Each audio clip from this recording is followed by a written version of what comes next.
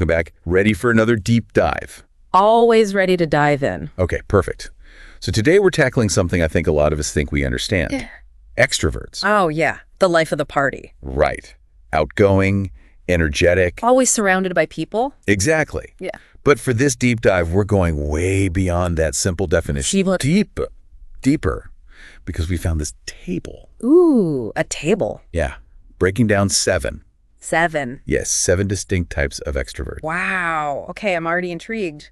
7 different types. So get ready to have some assumptions challenged, because we're going to uncover what makes each of these types unique. I love it. Challenging assumptions. That's what we're all about, right? Absolutely. All right, so before we jump into the nitty-gritty of these 7 types... 7 types? Let's just quickly recap what extroversion actually means. Yeah, good idea. I mean, at a basic level, we're talking about folks who gain energy from being around people, right? Right, the opposite of introverts who need that quiet time to recharge. Exactly. But I have a feeling it's not quite that simple. You got that right. So what's the nuance here? Well, think about it like this. Saying all extroverts are the same. Yeah. It's like saying everyone who loves music is the same. Some people love going to concerts. Others prefer listening at home. Some people play in bands. It's a whole spectrum. Okay. Yeah, that makes sense. And it's the same with extroverts. They recharge in different ways. Yeah. Express their outgoing nature in ways you might not expect. I am ready to have my mind blown. Hit me with this table. Okay, let's do it. All right. First up, Hit me. social extrovert. Okay, so classic. Yeah, this sounds like the stereotypical. The life of the party. Yes, life of the party. Loves being around people, tons of friends. Nice groups. Big groups, always organizing stuff. Yes, always planning the party. I mean, actually, always the one with the packed social calendar. Oh, yeah, my cousin is totally this type. Oh, yeah. Like, could walk into a room full of strangers and come out with, 5 new best friends. That's amazing. I bet they're great at networking, too. Oh, totally. Okay, so that's the social extrovert. Makes sense, right? Yeah, but then we have thinking extrovert. Ooh, interesting. So I'm a little confused here because I thought extroverts were all about socializing, not so much deep thinking. Well, this is where things get really interesting, because thinking extroverts, they get their energy from engaging in intellectual discussions, debating ideas, digging into complex topics. They love a good brainstorming session, I mean, I love a good debate, but that can be kind of draining for me. Oh, for sure. But for them, that's what energizes them. It's like fuel. Huh. So they're not necessarily at the party? Maybe not. But they're the ones having those intense late night conversations about philosophy. Yes, exactly. Or, they're the ones devouring books and then wanting to dissect every detail with you. Oh, wow. So you're saying if you know someone's a thinking extrovert, you can actually use that knowledge to your advantage. Absolutely. Say you're putting together a team at work.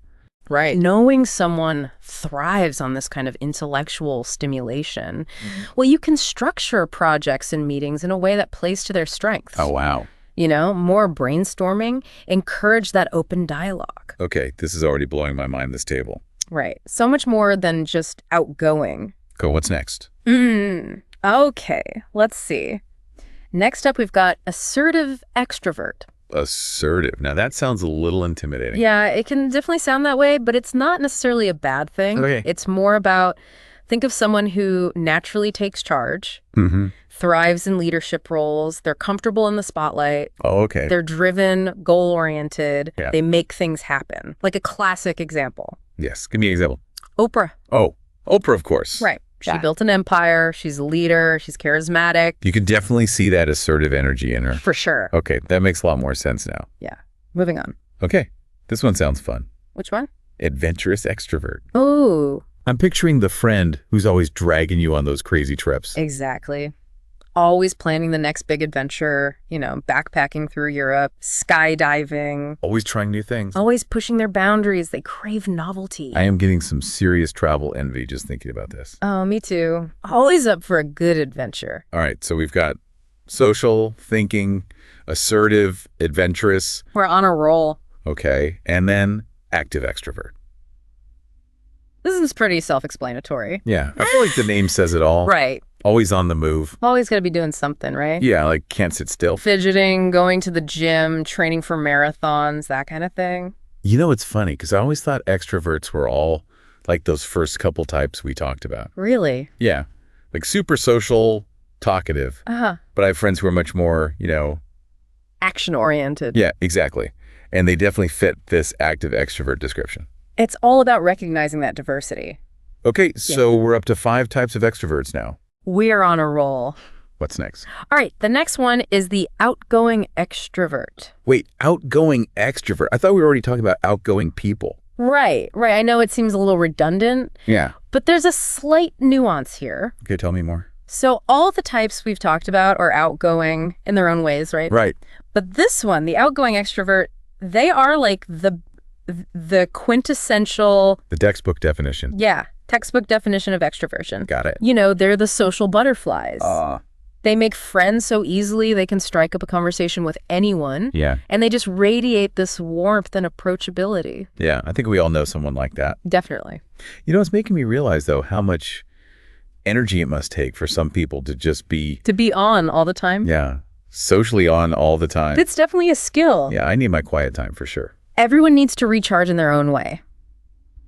And that brings us to our final and maybe most misunderstood type. Ooh. Okay, lay it on me.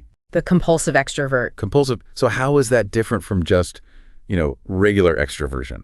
So remember how we said all extroverts get energy from social interaction? Uh-huh. Well, the compulsive extrovert, they have this almost insatiable need to be around others. Okay. And sometimes it can be driven by deeper things, like insecurity, fear of being alone. Oh, wow. They might dominate conversations, have trouble with boundaries. It's interesting.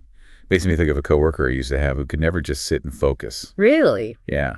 Always had to be chatting, bouncing ideas off someone. Even if it wasn't work-related. Yeah, exactly. And I think that this is a great example of how understanding these different types can actually lead to more empathy. Oh, yeah, for sure.